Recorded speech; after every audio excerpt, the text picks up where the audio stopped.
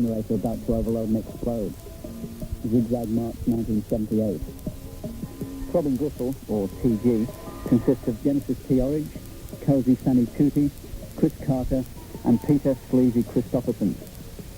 Here is Bruce Elder talking to Genesis P-Orridge just before his departure for New York to record William Burroughs late last year. Now, as far as the album is concerned, it says on the back of it that it was recorded in a single session on Saturday, 16th of February 1980, between 8:10 and 9 o'clock in front of an invited audience. Right, now, immediately I ask, I think, a central question to anybody who actually records something complete like this. Did you go into the recording of that with any preconceptions of what you were going to put down on record? Only one. And what was... And that was the second section on side 1, which is the backing tape of 6660s off 20 Jazz Funk Greats, and we decided we wanted to do a much longer version of it, and I'd done completely new words as well. And we'd done it live like that, and we liked it long, so we just thought it would be nice to have a longer version too, and also to refer back. We started referring back to previous things much more. For instance, on this, the first part of side 2 is actually the rhythm on one of the tracks on the 2 new singles.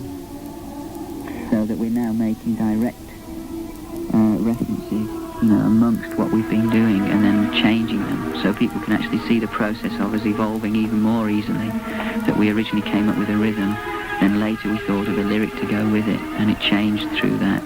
And now you can get our new interpretation of it, which is the complete version. Are you suggesting then that when Throbbing Gristle actually record or perform live, that they, by and large, improvise? Oh yeah, that's when we write all the music. Now, is that equally true for what actually, for 20 Jazz Funk Greats? Well, it was written while the tape recorder was available, 20 Jazz Funk Greats. Mm-hmm. There were a couple of tracks which we'd invented live, What a Day, Convincing People, Persuasion. We've actually got cassettes of gigs where they were invented on the spot, and then we just did tidied up versions. And the other tracks were built on the spot. We sort of said, oh, this is quite a nice rhythm, or what if we play around with the vibes and get feedback, and then let the equipment available suggest moods or tones that we could then turn into something. So it was just a longer version of the same process.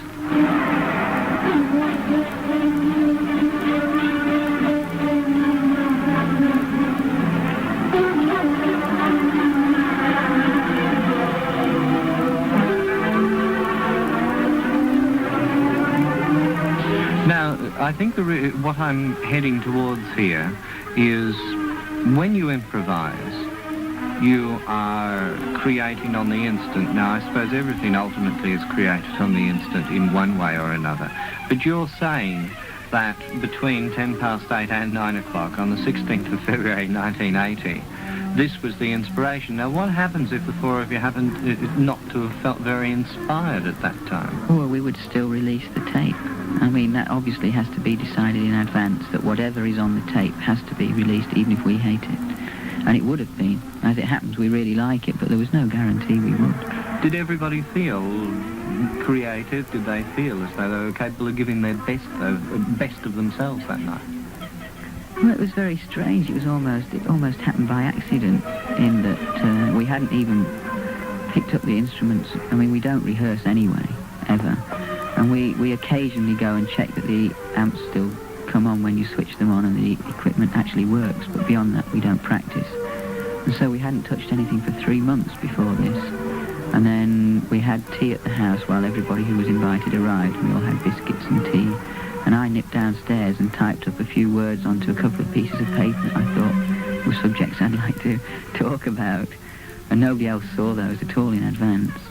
And then we literally went straight over to Martello Street, plugged in the 8-track, said to Stan Bingo, who didn't know in advance, that you are now the sound engineer and watch these dials, because we couldn't do that as well ourselves. And plugged in and played.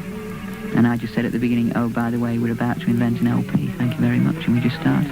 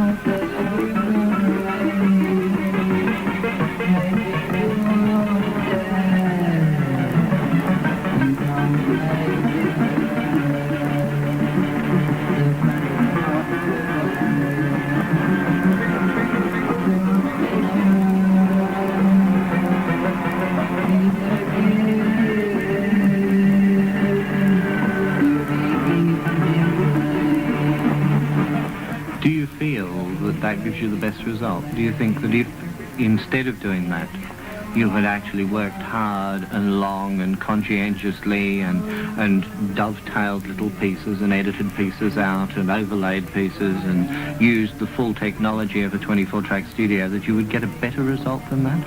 No, not better, different. That's all. I mean, that sounds trite, but that's the facts, you know. I mean, one of the elements of TG always has been, for whatever reason it's happened, our ability to live on a sort of tightrope in life situations and produce, you know, the goods, not every single minute, but far more consistently than people are told it's possible. And I was really pleased with this LP because it proves our point.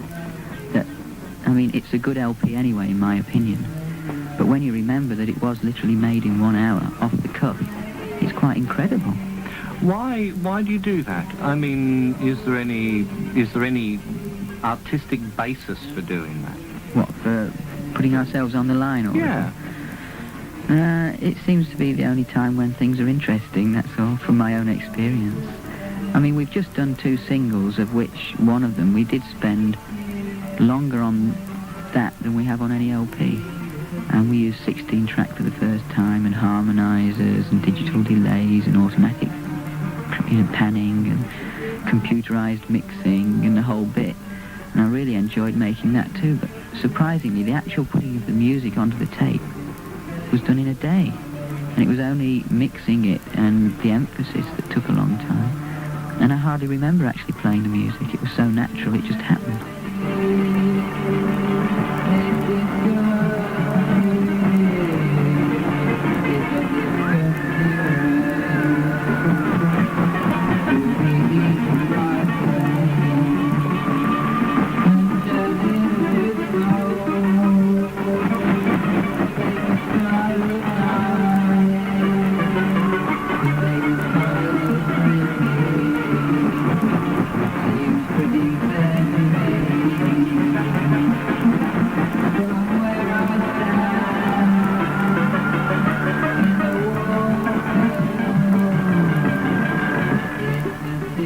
I think there's a need for people who improvise in any field of endeavour to, in fact, explain themselves. Let me give you an example. It seems to me that Throbbing Gristle are to contemporary music what, say, somebody like Jackson Pollock or American avant-garde painters were. They did it, they threw the paint onto the canvas and hoped that it turned out okay. Now, put Jackson Pollock on one side and, say, put Tintoretto on the other side, who probably worked for 6 or 9 months on a painting. Here we're putting Throbbing Gristle on one side, and we can put virtually anybody else, or particularly any classical composer who worked and worked and worked to perfect their music. Now, well, you're misleading people, because I've worked and worked and worked for 20 years at being able to do what I do.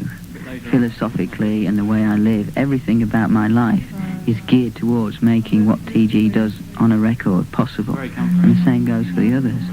So I work 22 hours a day at what we're doing. The fact that the actual product only takes maybe 1 hour to make doesn't mean that it was done quickly without thought. It means that the whole concept of doing an LP that way was only possible after the first 15 years of figuring it out. So there isn't as much difference as it might seem. It's stylistic, it's not to do with the work ethic at all. It's just that stylistically we prefer the effect, and also we have this desire for a random chance to always be able to rear its head in what we're doing. That to be in total control, technically, means that you can lose a lot of very magical possibilities, both orally magical and philosophically magical, that we want to keep, and we deliberately want to leave those little inroads there for the unexpected to come through.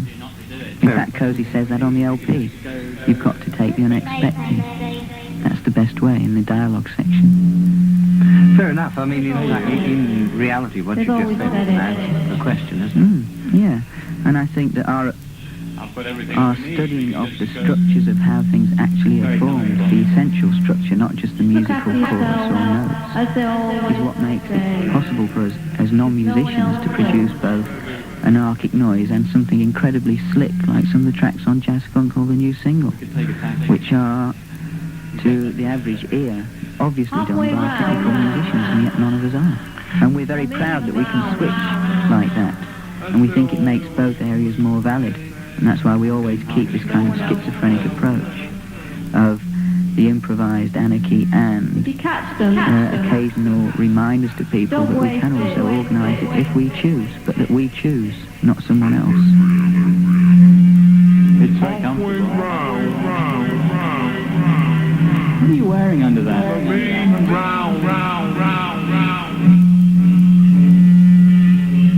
I always find the unexpected. Those moments are the best. Catch them.